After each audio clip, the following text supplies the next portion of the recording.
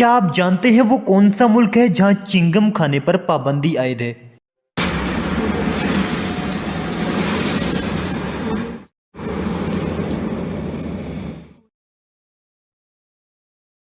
बिस्मिल्लाहिर्रहमानिर्रहीम। Once again welcome to another videos. Chewing gum का इस्तेमाल पूरी ही दुनिया में किया जाता है, चाहे वो एशिया के ममालिक हों या यूरोप या फिर अमेरिका। दुनिया के तकरीबन हर मुल्क में चिंगम इस्तेमाल की जाती है। लेकिन दुनिया में एक ऐसा मुल्क भी है जहां चिंगम खाने पर पाबंदी आयद है।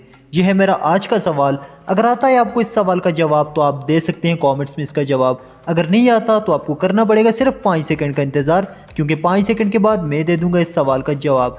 अपना काउंटडाउन शुरू करने से पहले एक छोटी सी गुजारिश, अगर आप हमारे चैनल पर न्यू हैं तो वीडियो को लाइक और चैनल को सब्सक्राइब ज़रूर कीजिएगा ताकि हमारी हौसला अफजाई हो सके। तो शुरू करते हैं अपना काउंटडाउन।